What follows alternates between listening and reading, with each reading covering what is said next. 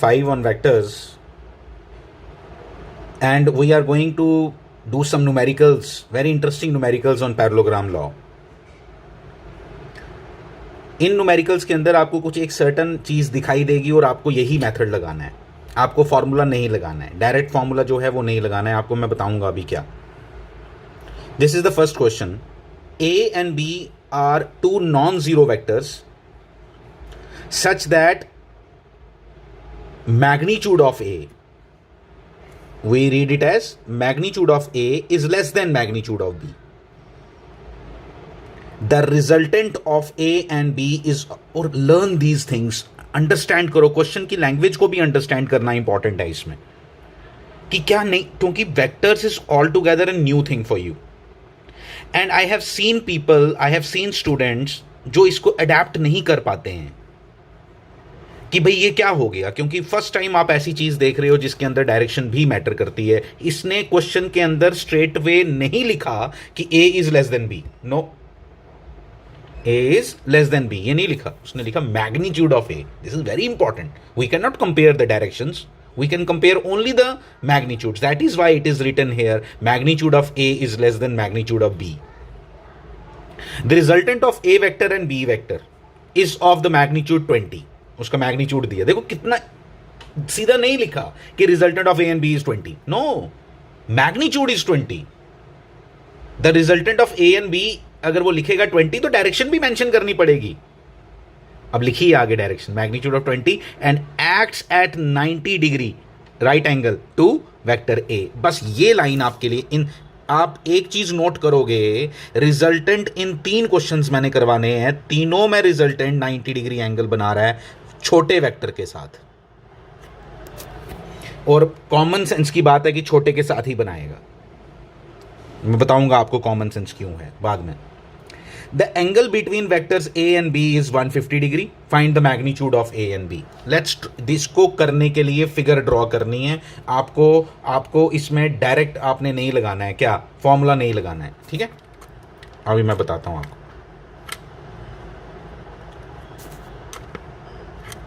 क्या क्या गिवन है. Vector A is making an angle of 150 degree. अब जो रिजल्टेंट होता है ना, वो अगर ये दोनों वेक्टर बराबर होते तो रिजल्टेंट बिल्कुल एंगल जो है वो बिल्कुल बाइसेक्ट करता, 75 होता.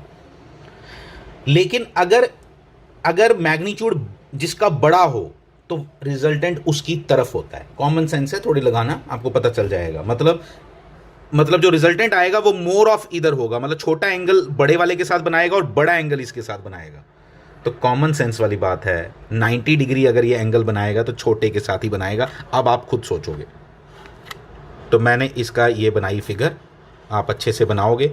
यहाँ थोड़ी अच्छी नहीं बनती है मेरे से, ठीक है, लेकिन आप बहुत अच्छे से बनाना.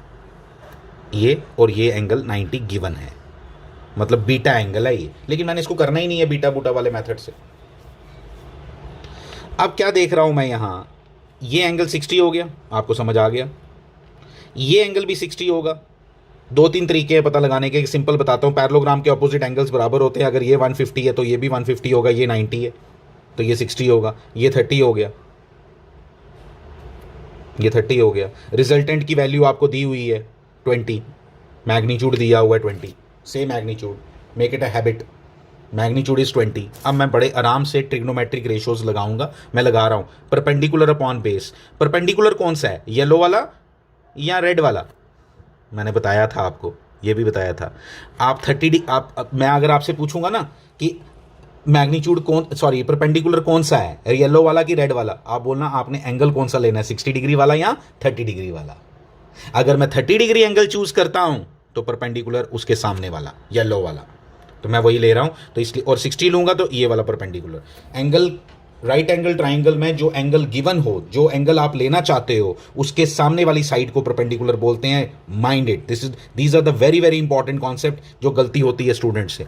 tan 30, tan लगाया मैंने यहां, परपेंडिकुलर अपॉन बेस, परपेंडिकुलर 20 है, बेस a, ये वेक्टर a है ना यहां वाला, ठीक है. तो ये हो गया खत्म. a इक्वल टू क्या आ गया, ए इक्वल टू आ गया 20 अपॉन 1/√3, ये 1/√3 होता है, तो 20√3, 20√3 ये उसका मैग्नीट्यूड आ गया ए का। जब ए निकल गया तो अब कोई बात बची ही नहीं। अब देखो कितना सिंपल हो गया, ये लगा लिया आपने। अब आपके पास दो मेथड हैं, आप एक और ट्रिग्नोमेट्रिक रेशो को यूज़ कर लो जिसमें ये भी इन्वॉल्व हो, साइन थीटा कॉस थीटा कुछ भी, hypotenuse perpendicular upon hypotenuse sine theta होता है और base upon hypotenuse cos theta होता है, तो आप वो लगा के कर सकते हो, या पैथागोरस लगा लो, सीधा सीधा पैथागोरस लगा लो। मैं बताता हूँ कैसे। क्या 20√2 का स्क्वायर प्लस 20 का square is equal to this, ये क्या है, ये इसी का मैग्नीट्यूड है, ये b है, तो b स्क्वायर, खत्म हो गया क्वेश्चन। और b का आंसर फिर 40 आएगा, चेक कर लेना आप। क्यों आएगा 40 बता ही देता हूं आपको। इसका जब आप स्क्वायर करोगे तो कितना बनेगा, 400 इंटू 3 बनेगा। कितना बनेगा, 400√3, तो सॉरी √3 नहीं 3, 400 इंटू 3 यानी कि 1200 हो गया। इसका स्क्वायर 1200 हो गया, ये 400, 1200 प्लस 400 1600, 1600 का जब रूट लिया तो 40, तो मैंने दोनों का मैग्नीट्यूड निकाल लिया। यही मेरा क्वेश्चन था, और कुछ भी पूछा भी नहीं है, और कुछ बचा ही नहीं फाइंड करने के लिए, क्या पूछेगा। चलो आ जाओ आगे। The sum of the magnitudes A और बी का, इस बार आपको सम ऑफ द मैग्नीट्यूड दिया हुआ है, रिजल्टेंट दिया हुआ है, और resultant makes an angle of 90 degree. मैंने बोला था इन क्वेश्चंस में एक चीज़ कॉमन है, 90 degree with the smaller magnitude, होना ही स्मॉलर है, मैंने ये भी बताया था आपको।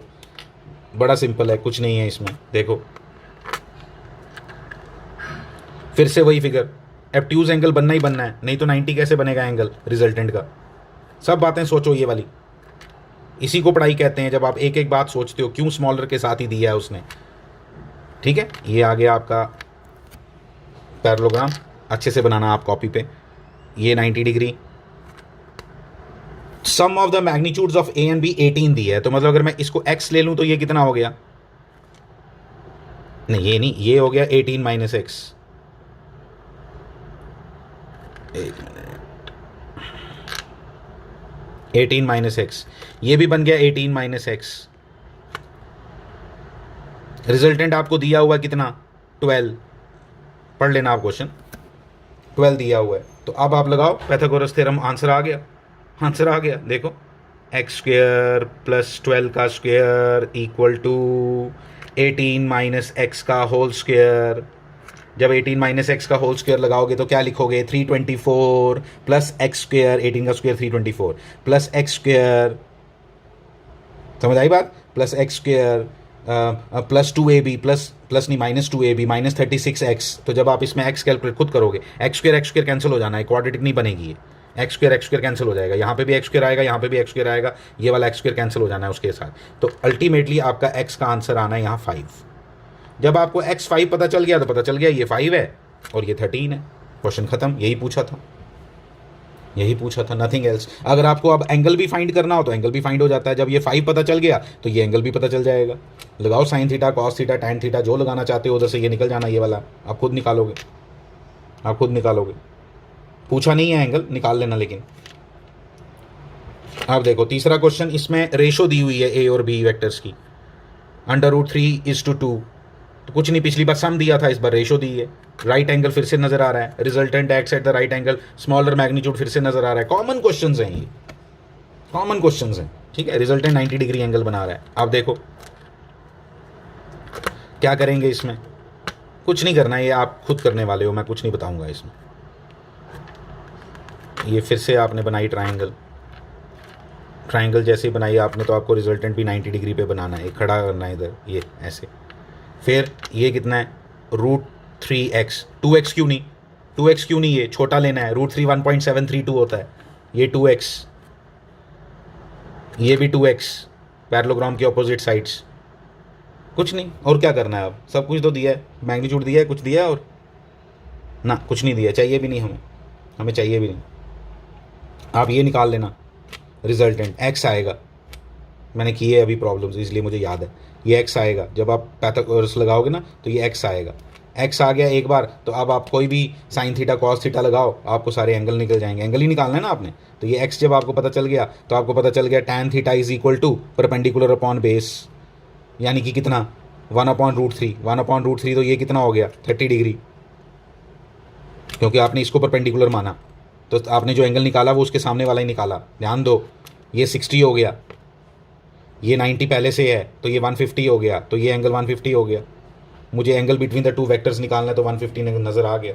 आपको आना चाहिए ये क्वेश्चन खुद से, क्योंकि हमने जो तीनों क्वेश्चन किए हैं ये तीनों एक तरह के क्वेश्चंस थे, तीनों की वैरायटी डिफरेंट थी, लेकिन इसमें कॉन्सेप्ट एक ही था कि हमें क्या सिखाया गया कि कभी अगर रिजल्टेंट 90 डिग्री पे दिया हो तो you need not use the formulas what we learned in the derivation of parallelogram law. There r was equal to under root of a square plus b square plus twice ab cos theta, and tan beta is equal to q sin theta upon p plus q cos theta। वो वाले formula लगाने के बिना हमने इसको easy method से कर लिया। इजी सीखना बहुत इंपॉर्टेंट है, क्योंकि कॉम्पिटिटिव में जल्दी आंसर निकालना भी एक इशू रहता है। Thank you very much.